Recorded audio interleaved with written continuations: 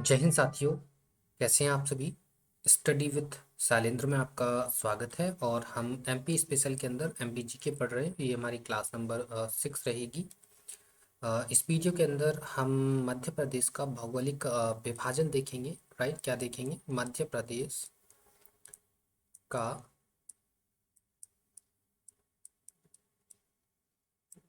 भौगोलिक विभाजन। राइट, ये हम इस वीडियो के अंदर कंसीडर कर लेंगे। क्लियर है? तो अपनी नोटबुक के अंदर ये टॉपिक जरूर मेंशन करिएगा। देखिए, मध्य प्रदेश के भौगोलिक विभाजन को हम 3 हिस्सों में डिवाइड करेंगे और फिर उसके बाद आगे की प्रोसेस हम देखेंगे। ठीक है। देखिए, मध्य प्रदेश का जो भौगोलिक विभाजन है उसके 3 हिस्से कौन कौन से हैं। पहला हिस्सा जो है वो है आपका मध्य उच्च प्रदेश। राइट, कौन सा है? मध्य उच्च प्रदेश। ये पहला हिस्सा हो गया। सेकेंड पोर्शन रहेगा हमारा सतपुड़ा मैकाल श्रेणी। राइट। और अगर हम थर्ड पोर्शन की बात करें तो थर्ड पोर्शन है हमारा बघेल खंड का पठार। राइट। सो इस प्रकार से आप देखेंगे कि मध्य प्रदेश का जो भौगोलिक विभाजन है वो 3 हिस्सों में डिवाइड किया गया है उसको। क्लियर? अब मध्य उच्च प्रदेश के अंदर किन किन उच्च जो पोर्शंस हैं, जो चीज़ें हैं, उनको शामिल किया गया है। सबसे पहले हम उनको देख लेते हैं। तो देखिए, मध्य उच्च प्रदेश के अंदर हम जो है देखेंगे नर्मदा सोन घाटी को देखेंगे। नर्मदा सोन घाटी को इसमें देखेंगे। ठीक है। और सेकेंड नंबर पे हम देखेंगे अ, इसके अंदर मालवा का पठार। राइट, कौन सा देखेंगे? मालवा का पठार। ठीक है। मालवा के पठार के बाद इसके अंदर हम आ जाते हैं बुंदेलखंड का पठार। ठीक है। कौन सा हो गया? बुंदेलखंड का पठार। राइट। और इसके बाद आगे देखें तो नेक्स्ट हो जाएगा रीवा पन्ना का पठार। रीवा पन्ना का पठार। राइट। ठीक है। तो ये चीजें हो जाएंगी। नेक्स्ट हो जाएगा मध्य भारत का पठार। मध्य भारत का पठार। इस प्रकार से ये जो पोर्शंस है ये सब मध्य उच्च प्रदेश के अंदर शामिल करेंगे। और सतपुड़ा मैकाल श्रेणी के अंदर तो आप देखेंगे सतपुड़ा सतपुड़ा मैकाल श्रेणी की 3 जो श्रेणियां हैं, अलग अलग जगह पर 3 श्रेणियां हैं। आपको ज्योग्राफी ऑफ इंडिया के अंदर सारी चीज़ें बताई हुई हैं, तो वो आपको मालूम होगा। ठीक है। ये सारी चीज़ें आपको एक पोर्शन के अंदर ये नहीं बताया था कि ये सारी की सारी जो आइडेंटिटीज़ हैं वो मध्य उत्तर प्रदेश के अंतर्गत आती हैं। वैसे हम ये सारी चीज़ें पढ़ा चुके हैं आपको ज्योग्राफी के अंदर। ठीक है। लेकिन यहाँ पर हम एमपी जीके पढ़ रहे हैं तो यहाँ पर एमपी जीके के पॉइंट ऑफ व्यू से यहाँ पर हमें अगेन पढ़ना है, तो हम यहाँ पर अगेन उन चीज़ों को कंसीडर कर लेंगे। क्लियर है? देखिए, सतपुड़ा मैकाल श्रेणी की हम बात कर रहे थे। ठीक है। सतपुड़ा मैकाल श्रेणी की अगर हम बात कर रहे थे, इसके अंदर 3 श्रेणियों को शामिल किया गया है, जिसमें नंबर 1 पर आपको पता है कौन सी आती है? राज पीपला श्रेणी आती है। ठीक है। राज पीपला श्रेणी हो गई। और सेकेंड पे हम बात करें तो मध्य श्रेणी हो जाएगा। मध्य श्रेणी। ठीक है। और तीसरे नंबर पे अगर हम देखें तो मैकाल श्रेणी। ठीक है। ये 3 आइडेंटिटीज जो हैं ये किसके अंदर आ जाएंगी? ये आ जाएंगी आपकी सतपुड़ा मैकाल श्रेणी के अंदर या रेंज के अंदर। ठीक है। क्लियर? अब हम इनको क्या करते हैं, बारी बारी से डिस्कस करना स्टार्ट कर देते हैं। क्लियर है? तो सबसे पहले हम क्या करते हैं, सबसे पहले डिस्कस कर लेते हैं मध्य भारत के पठार को। इसको मध्य भारत के पठार को डिस्कस कर लेते हैं। ठीक है। तो आप लिखेंगे मध्य भारत का पठार। राइट। और इसके बारे में आप जो है वो लिखना स्टार्ट करेंगे। तो देखिए, मध्य भारत के पठार की सबसे पहले अगर हम एरिया की बात करें कि इसका एरिया कितना है, तो इसका एरिया जो है वो है आपका 32,896 स्क्वायर किलोमीटर। ठीक है। अगर हम ये देखें, ये जो एरिया है वो एमपी का एमपी के ऐसे लिख लीजिए, ये जो आपको एरिया नज़र आ रहा है, ये एरिया जो है वो एमपी के एरिया का 10.66% है। क्लियर। यहाँ पे अगर हम वर्षा देखें कि वर्षा कितनी होती है, तो यहाँ पर जो वर्षा है वो होती है आपकी 75 सेंटीमीटर से कम। ठीक है। क्लियर।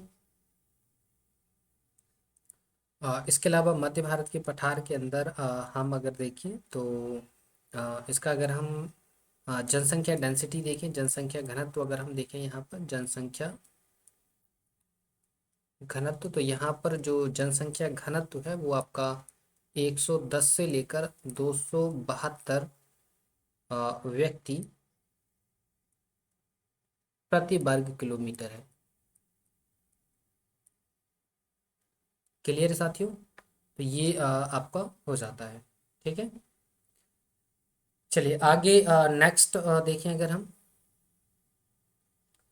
नेक्स्ट पॉइंट लिखिए, ये है राजस्थान व उत्तर प्रदेश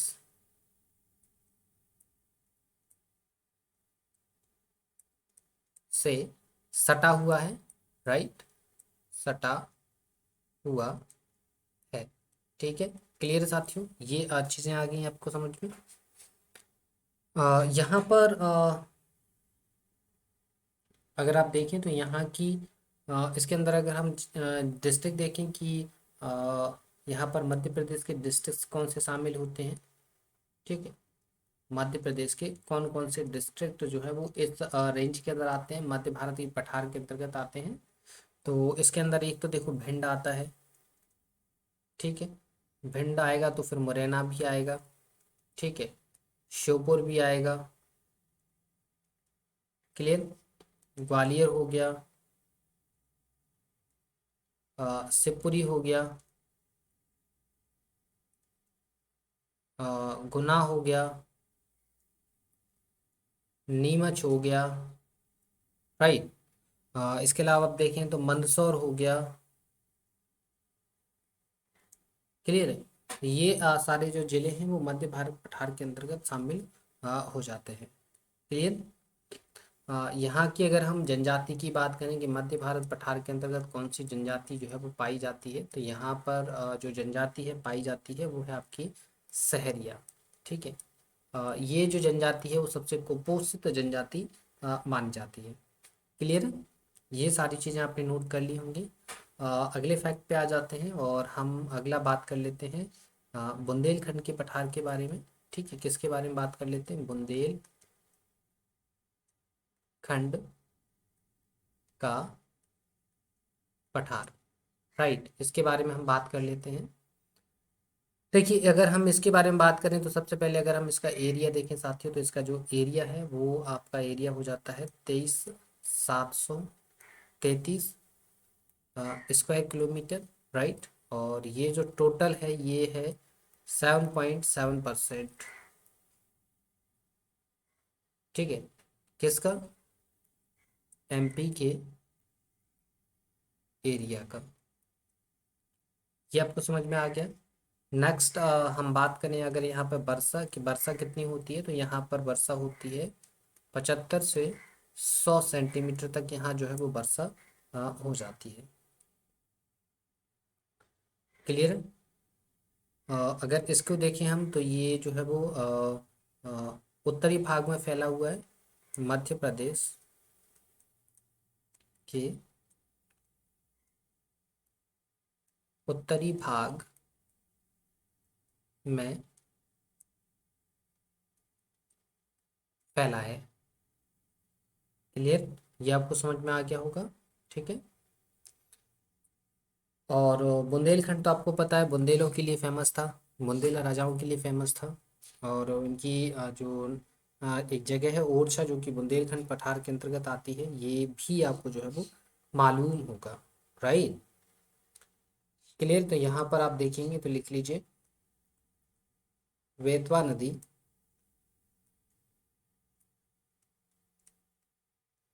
बुंदेलखंड पठार को दो भागों में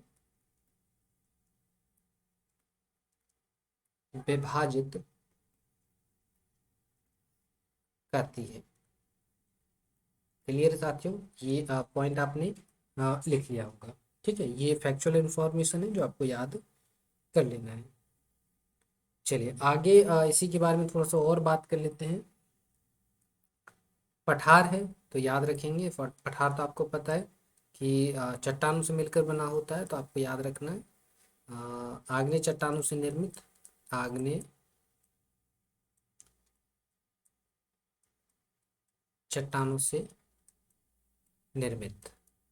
ठीक है, तो ये इसीलिए आप देखेंगे जब भी बुंदेलखंड वाले इलाके में जब आप आते हैं, जैसे कि झांसी हो गया, महोबा हो गया, इसके अलावा आपका बांदा हो गया, ये वाले जो क्षेत्र में आप घूमते हैं तो काफ़ी सारी जगह आपको क्रेसर दिखाई देती हैं। ये क्रेसर लगने का मेन रीज़न यही होता है कि यहाँ पर आग्नेय चट्टान जो है वो पाई जाती हैं। तो यहाँ से आपको आग्नेय चट्टानों के रूप में दिखेगा क्या, ग्रेनाइट दिखेगा।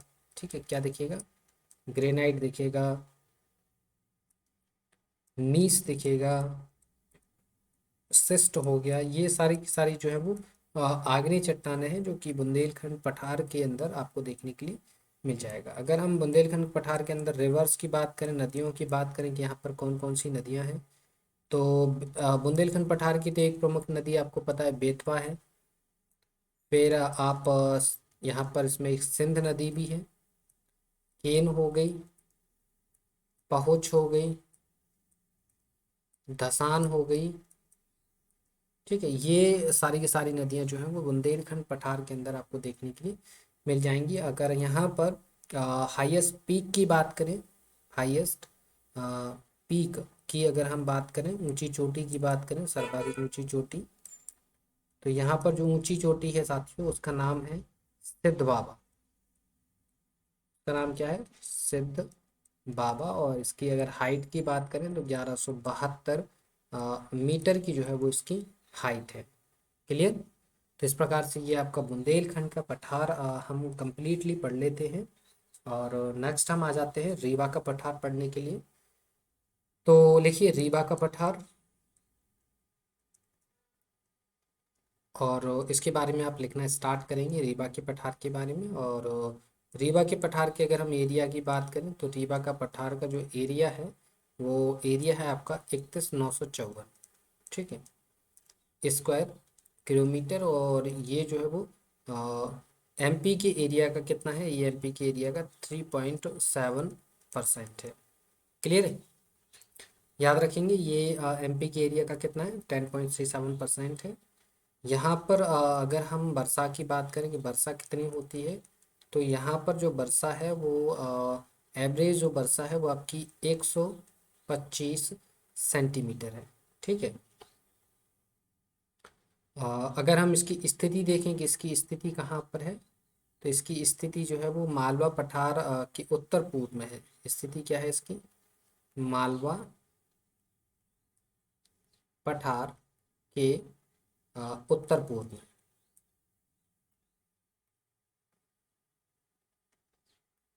क्लियर साथियों, ये आपको समझ में आ गया। ठीक है, यहाँ की हम कुछ नदियों की बात कर लेते हैं, रिवर्स की बात कर लेते हैं। ठीक है, रिवर्स की अगर हम बात करें तो इसमें जैसे कि एक नदी है बीहड़। ठीक है, सबसे ऊंचा जो जलप्रपात है इस पे बनता है बीहड़ नदी पर। ठीक है, एक जैसे टोन्स हो गई,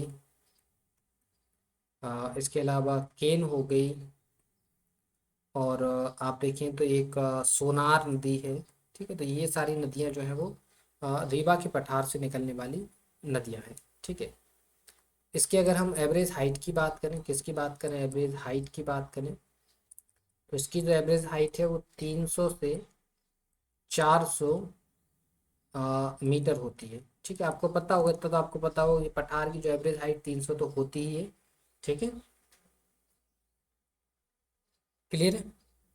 चलिए आगे यहाँ पर नेक्स्ट पॉइंट देखें, तो लिखिए यहाँ पर नेक्स्ट पॉइंट आप लिख सकते हैं, चावल की खेती के लिए उपयुक्त है ये, चावल की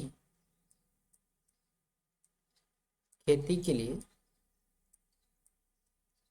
उपयुक्त क्षेत्र।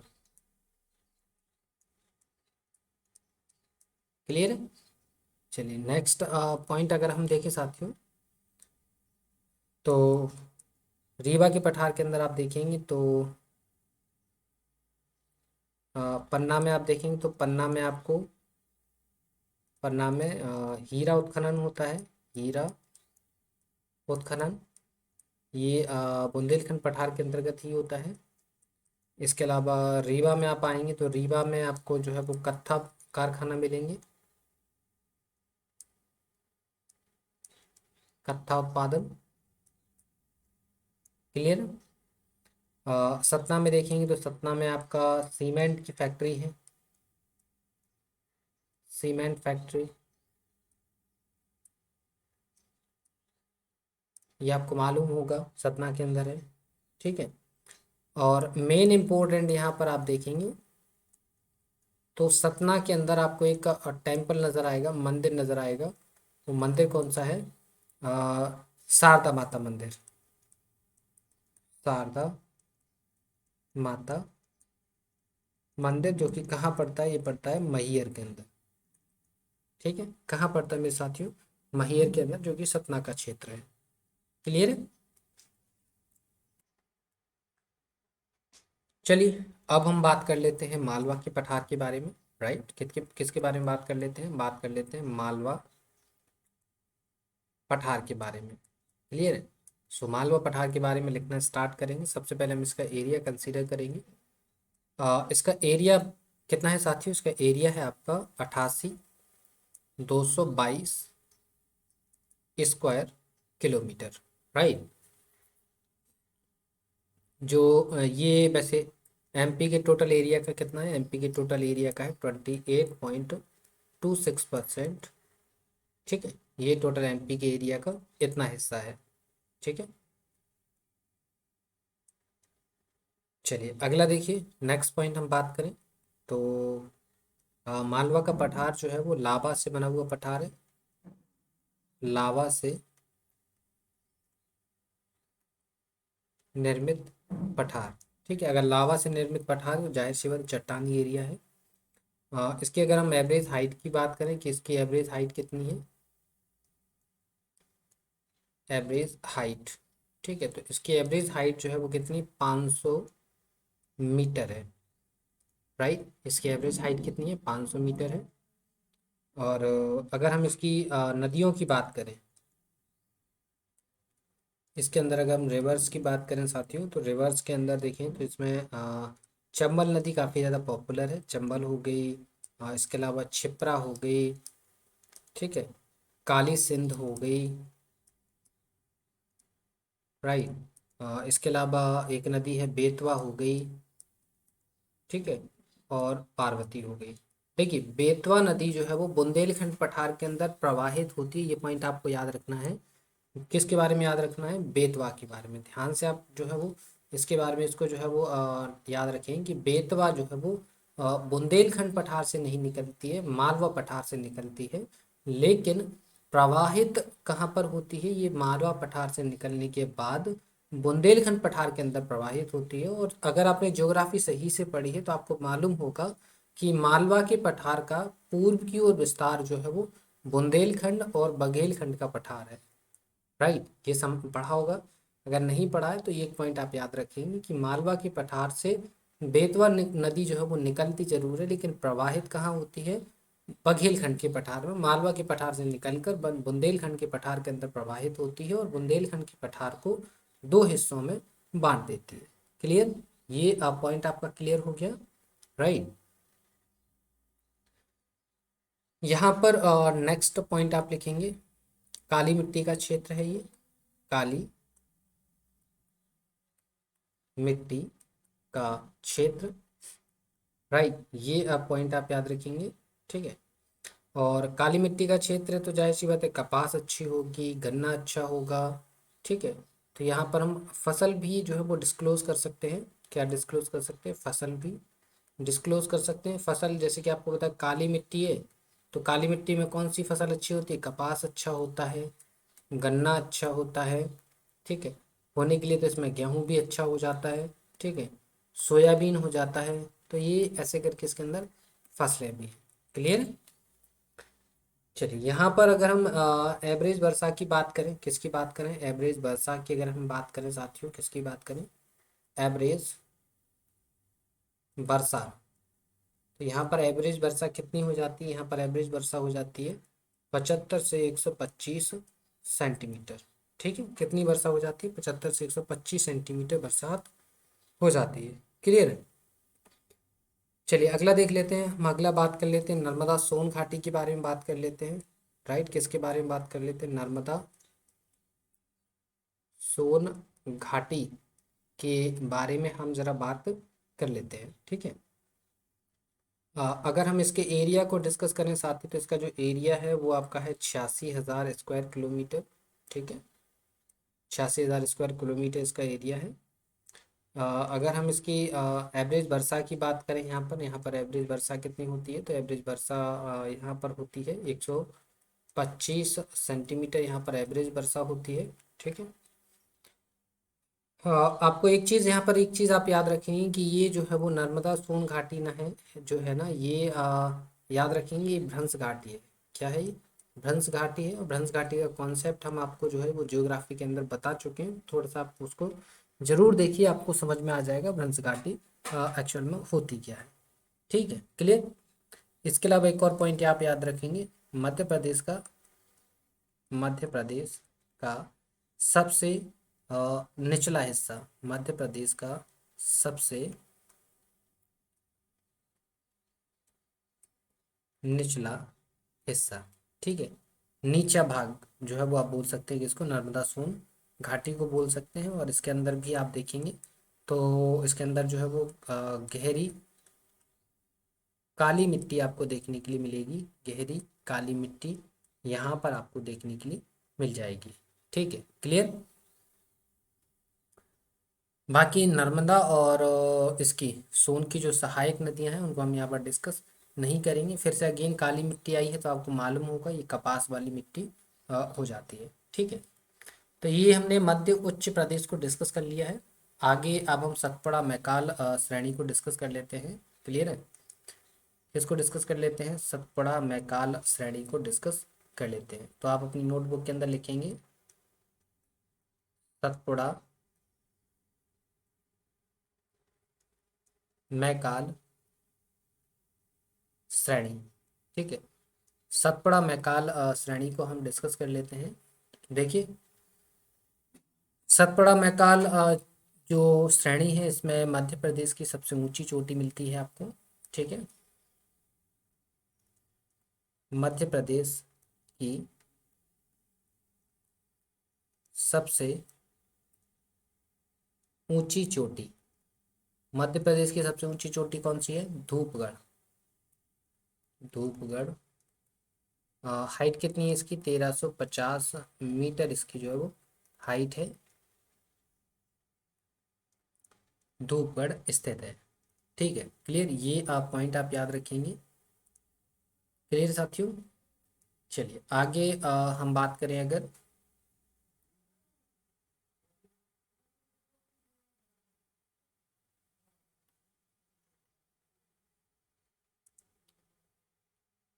चलिए आगे ये हो गया। और बाकी राजपीपला मैकाल और जो आपको थर्ड आपको श्रेणी बताई थी हमने, आपको कौन सी बताई थी? सतपुड़ा मैकाल और एक और श्रेणी बताई थी आपको। ठीक है, जो कि इसके अंदर थी राजपीपला। सतपुड़ा मैकाल श्रेणी के अंदर हमने आपको राजपीपला, मध्य श्रेणी और मैकाल श्रेणी, तीन श्रेणियां बताई थी। ये तीन श्रेणियों के बारे में हम ज्योग्राफी में डिस्कस कर चुके हैं, तो यहाँ उसको छोड़ देते फिलहाल के लिए। ठीक है, नेक्स्ट आगे हम आ जाते हैं पूर्वी पठार या बघेल खंड के पठार को हम और डिस्कस कर लेते हैं, जो कि हमारा लास्ट पॉइंट बचा हुआ था। बघेल खंड का पठार। ठीक है, इसको और डिस्कस कर लेते हैं।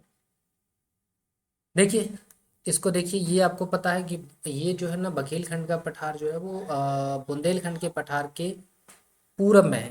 ठीक है, तो लिखिए इसका इसका जो विस्तार है ना साथियों, बघेलखंड के पठार का, वो आपका एमपी में और छत्तीसगढ़, इनका जो विस्तार है वो दो जगह है। ठीक है, टू स्टेट्स के अंदर आपको बघेलखंड का पठार जो है वो देखने के लिए मिल जाएगा। ठीक है, तो आप देखेंगे रीवा, सतना, पन्ना, बालाघाट और ये सारे के सारे जो एरिया देखते हैं वो बघेलखंड के हिस्से जो है वो माने जाते हैं। ठीक है, यहाँ पर अगर हम एवरेज वर्षा देखें, अगर हम एवरेज वर्षा यहाँ पर अगर देखें तो एवरेज वर्षा यहाँ पर जो है वो होती है आपकी 125 सेंटीमीटर के आसपास। ठीक है, क्लियर। चलिए अगला देख लीजिए ज़रा थोड़ा। नेक्स्ट पॉइंट लिखेंगे बघेलखंड के पठार में यहाँ पर अगर आप मुख्य व्यवसाय की हम बात करें, मुख्य व्यवसाय, तो मुख्य व्यवसाय यहाँ पर क्या होता है, वनों पर आधारित, वनों पर आधारित। क्लियर। नेक्स्ट पॉइंट लिखेंगे औद्योगिक दृष्टि से पिछड़ा क्षेत्र, औद्योगिक दृष्टि से पिछड़ा क्षेत्र। ठीक है, क्लियर। यहाँ पर हम रिवर्स की बात करें, रिवर्स की बात करें तो यहाँ पे जैसे सोन है, जोहिला है। ठीक है, ये यहाँ की प्रमुख नदियाँ हो जाती हैं। क्लियर। तो ये हमारा पठार को लेकर जो भी सेशन था वो कंप्लीट हो गया है। नेक्स्ट वीडियो के अंदर हम मध्य प्रदेश की मिट्टियों को लेकर सेशन को अरेंज करेंगे, उसमें इन सारी चीज़ों को डिस्कस करेंगे। क्लियर।